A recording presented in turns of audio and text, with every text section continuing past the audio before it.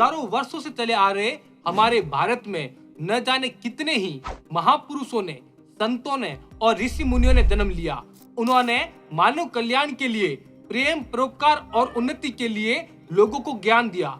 उनके बताए हुए मार्ग पर चलकर न केवल भारत बल्कि दुनिया भर के लोगों ने अपने जीवन में सफलता को हासिल किया। हम बात कर रहे हैं एक ऐसे महान बाबा के बारे में जिनके जीवन में अनेकों अनेक चमत्कार हुए। उनका नाम है नीम करोली बाबा।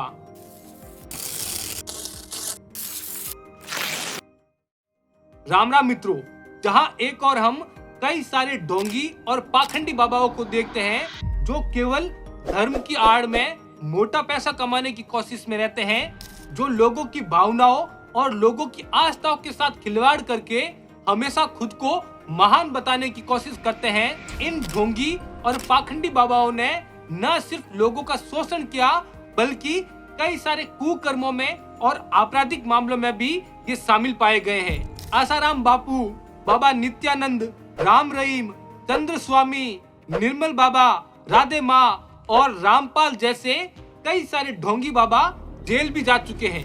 नीम करोली बाबा, जिन्हें महाराज जी के नाम से भी जाना जाता है, वो भारत के एक प्रतिष्ठित और आध्यात्मिक पुरुष हैं। भारत की सीमाओं के बाहर दुनिया भर में उनका प्रभाव अलग अलग जगह फैला हुआ है। 17 वर्ष की आयु में ही नीम करोली बाबा को ज्ञान प्राप्त हो गया था। कई सारे लोगों का ऐसा मानना था कि नीम करोली बाबा अपने भक्तों के मन की बात को जानते हैं और साथ ही उनके कई सारे लोगों का मानना था कि नीम करोली बाबा साक्षात प्रभु श्री हनुमान का अवतार है। लोग उन्हें त्रिकालदर्शी भी कहते थे। नीम करोली बाबा ने अपने जीवन में 100 से अधिक मंदिरों का निर्माण करवाया था। महाराज जी का जन्म उत्तर प्रदेश के फिरोजाबाद जिले के अकबरपुर गांव में सन 1900 के करीब हुआ था। उनके बचपन का नाम लक्ष्मी नारायण शर्मा था और उनके पिताजी का नाम दुर्गा प्रसाद था। नीम करोली बाबा का 11 वर्ष की आयु में ही विवाह हो गया था।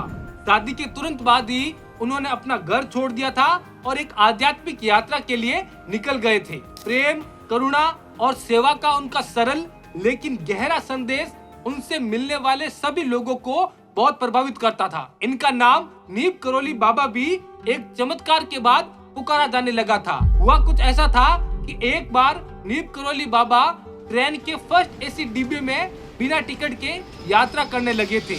जब टीटी टिकट चेक करने आया तो उन्होंने देखा कि बाबा के पास टिकट है ही नहीं। उस समय भारत में अंग्रेजों का शासन था। टीटी ने गुस्से में आकर ट्रेन को वही रोक दिया, उसी जगह पर नीम करोली बाबा को उतार दिया था। उसके बाद टीटी ने ट्रेन को चलने का इशारा किया और जब ट्रेन को ग्रीन सिग्नल दिया गया तब ट्रेन अपनी जगह से चलना तो दूर 1 इंच भी हिल तक नहीं पा रही थी। वहीं उसी ट्रेन में एक व्यक्ति बाबा जी को जानता था। वो टीटी के पास जाता है और बाबा जी के बारे में बताता है। जब टीटी को बाबा जी के बारे में पता चलता है तो वो बाबा जी के पास आकर उनसे ट्रेन में चढ़ने का निवेदन करता है। बाबा जी ट्रेन में चढ़ने से पहले अपनी 2 शर्तें रख देते हैं। उनका कहना था कि एक तो किसी भी संत महात्मा का इस तरीके से अपमान नहीं किया जाना चाहिए, साथ ही उनकी दूसरी शर्त थी कि ट्रेन अभी जिस जगह पर रुकी हुई है वहाँ पर एक रेलवे स्टेशन का निर्माण करवाया जाए। ये कहकर नीम करोली बाबा ट्रेन में चढ़ गए और ट्रेन चलने लगी। ट्रेन जिस जगह पर रुकी थी उस जगह का नाम नीम करोली था और बाबा के इस चमत्कार के बाद से ही महाराज जी को नीम करोली बाबा के नाम से पुकारा जाने लगा था। नीम करोली बाबा के भक्तों में दुनिया भर के बड़े बड़े लोग शामिल थे, फिर चाहे वो बिजनेस क्षेत्र हो, राजनीति क्षेत्र हो या फिर क्रिकेट। WHO के प्रसिद्ध वैज्ञानिक लैरी ब्रिलियंट, फेसबुक के फाउंडर मार्क जुकरबर्ग, एप्पल के फाउंडर स्टीव जॉब्स और हॉलीवुड की मशहूर ऑस्कर विनिंग अभिनेत्री जूलिया रॉबर्ट्स और यहाँ तक कि विराट कोहली भी नीम करोली बाबा के भक्त हैं। अभी हम इनके बारे में पूरी चर्चा करेंगे कि ये नीम करोली बाबा के भक्त कैसे बने। बाबा जी को हमेशा इस बात की जानकारी रहती थी कि उनके भक्त कहाँ हैं। लोगों का ऐसा मानना था कि बाबा जी को अपने भक्तों के अतीत, वर्तमान और भविष्य की पूरी जानकारी रहती है। बाबा जी सभी लोगों की बातों को धैर्यपूर्वक सुनते थे और उनकी समस्याओं का समाधान करते थे। उनके भक्तों में हमेशा इस बात की होड़ लगा रहती थी कि बाबा उनके घर पे रहे। नीम करोली बाबा पहली बार 1961 में कैचीधाम आए थे। उन्होंने अपने एक भक्त पूर्णानंद के साथ मिलकर 15 जून 1961 को कैचीधाम की स्थापना की थी। कैचीधाम उत्तराखंड के नैनीताल से 20 किलोमीटर दूर स्थित है। आज भी कैचीधाम में बाबा जी के दर्शन के लिए 15 जून को भारी भीड़ इकट्ठा होती है। नीम करोली बाबा ने 11 सितंबर 1973 के दिन वृंदावन के अंदर अंतिम सांस ली थी। उनकी अंतिम इच्छा थी कि उनकी अर्थी को पहला कंधा उनके भक्त पूर्णानंद दे। उनकी इस इच्छा को पूरा किया गया। उसके बाद उनके शव को एक वाहन में रखकर वृंदावन की गलियों के अंदर एक जुलूस के रूप में ले जाया गया। उसके बाद आश्रम के अंदर उनकी भौतिक देह का अंतिम संस्कार किया गया। 1973 में उनकी महासमाधि के बाद भी नीम करोली बाबा की उपस्थिति को दुनिया भर के लाखों लोगों द्वारा महसूस की जाती रही है। उनकी शिक्षाएं आज भी उतनी ही दृढ़ता से गूंजती है जितनी कि उनके जीवन काल के दौरान गूंजती थी। नीम करोली बाबा के जीवन के साथ कई सारे चमत्कारिक किस्से भी जुड़े हुए हैं। बाबा जी के इन्हीं चमत्कारों के ऊपर उनके एक भक्त रामदास उर्फ रिचर्ड अल्फर्ड ने एक बुक भी लिखी जिसका नाम था मिरेकल ऑफ लव। इस बुक के अंदर बाबा जी के साथ जितने भी चमत्कार हुए उनको एक कहानियों के रूप में लिखा गया है। देश विदेश के वे महान लोग जिनके जीवन में प्रत्यक्ष और अप्रत्यक्ष रूप से बाबा जी द्वारा दिए गए ज्ञान से एक बड़ा परिवर्तन आया, जिससे उन्होंने अपने जीवन में सफलता को हासिल किया था। उनमें से एक है लैरी ब्रिलियंट। साल 1970 में बाबा जी के चमत्कारों से प्रभावित होकर लैरी ब्रिलियंट अमेरिका से भारत के कैचीधाम की यात्रा करते हैं। उसी समय पूरे विश्व भर में चेचक की महामारी जोरों से फैली हुई थी, जिसे लेकर बाबा जी काफी चिंतित थे और बाबा जी ने अपने अलौकिक ध्यान से इस बात का पता लगा लिया था कि लैरी के अंदर इस चेचक की बीमारी के इलाज को खोजने की एक अद्भुत योग्यता है। लेकिन लैरी को अपनी इस योग्यता पर विश्वास नहीं होता। तब नीम करोली बाबा उन्हें बार बार इसके लिए फोर्स करते हैं और वो कहते हैं कि तुम WHO वर्ल्ड हेल्थ ऑर्गेनाइजेशन जाकर वहां के वैज्ञानिकों के साथ मिलकर इस बीमारी का इलाज खोजो। बाबा जी के बार बार ऐसे समझाने और विश्वास दिलाने पर लैरी WHO जाते हैं और वहां पर वो एक मेडिकल ऑफिसर की पोस्ट पर काम करना शुरू करते हैं।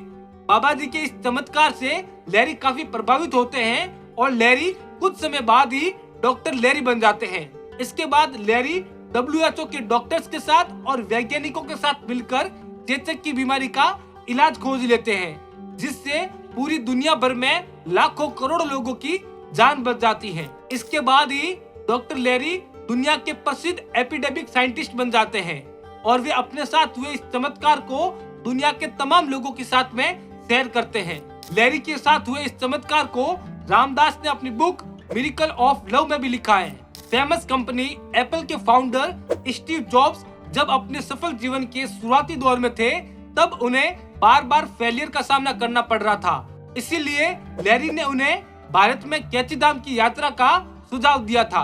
स्टीव जॉब ने उसी समय रामदास की एक बुक बी हियर नाउ पढ़ी थी, जिसमें रामदास ने ये लिखा था कि किस प्रकार से बाबा जी से मिलने के बाद उनके ऊपर प्रभाव हुआ और वो फिर उनके शिष्य बन गए थे। इसके तुरंत बाद ही स्टीव जॉब ने कैचीधाम की यात्रा की थी और वो कुछ दिन के लिए कैचीधाम में रुके भी थे। जब तक स्टीव जॉब जीवित थे तब तक उनके पास में नीम करोली बाबा की एक तस्वीर हमेशा रहती थी। फेसबुक के फाउंडर मार्क जुकरबर्ग भी जब अपने शुरुआती दौर में फेसबुक को लेकर स्ट्रगल कर रहे थे, तब उन्होंने अपने मेंटोर स्टीव जॉब्स के साथ में इस बारे में डिस्कस किया था और स्टीव जॉब ने मार्क जुकरबर्ग को भारत के कैचीधाम की यात्रा का सुझाव दिया था। इसके बाद मार्क जुकरबर्ग कैचीधाम आते हैं और वहां पर वो 2 दिन तक रुकते हैं। जब उन्हें अपनी प्रॉब्लम का सॉल्यूशन फील होता है, तब वो वापस अमेरिका जाते हैं और अपने फेसबुक के प्रोजेक्ट पर काम करना शुरू करते हैं। India is personally very important to the history of our company here. Before things were really going well and we had hit a tough patch and a lot of people wanted to buy Facebook and thought we should sell the company, I went and I saw one of my mentors, Steve Jobs, and he told me that in order to reconnect with what I believed as the mission of the company, I should visit this temple that he had gone to in India early on in his evolution of thinking about what he wanted Apple and his vision of the future to be. ऐसे ही Hollywood की एक मशहूर Oscar winning अभिनेत्री Julia Roberts ने जब केवल बाबा जी की तस्वीर देख ली थी तो वो इतना प्रभावित हुई थी कि उन्हें हिंदू धर्म के अंदर रुचि महसूस होने लगी थी। Tell me about India. It must have come home especially to you because you're now practicing Hindu. Well, I practice. I practice at a lot of things. Hinduism is something that I'm very intrigued by and very. Cricket की बात करें तो विराट कोहली जब अपने cricket से out of form में थे तब उन्होंने कैचीधाम की यात्रा की थी और उसके बाद ही उनकी क्रिकेट की फॉर्म वापस लौटी थी। भारत सचमुच में एक ऐसा अद्भुत देश है जहां पर कई सारे लोगों ने जन्म लेकर दुनिया के तमाम लोगों को एक नई दिशा दी है। हाल ही में भारत के किसान दोबारा से सड़कों पर हैं। उनकी मांग है कि उन्हें एमएसपी पर गारंटी का कानून दिया जाए और साथ ही उनकी बाकी मांगों को भी माना जाए। क्या किसानों की इन मांगों को पूरा किया जा सकता है? क्या किसान जो आंदोलन कर रहे हैं वो एक आंदोलन की नीति के तहत हो रहा है या फिर ये आंदोलन एक प्रोपोगेंडा है आने वाले चुनाव के लिए? इन सभी के बारे में जानने के लिए हमारे इस वीडियो को आप अवश्य चेकआउट करें। धन्यवाद।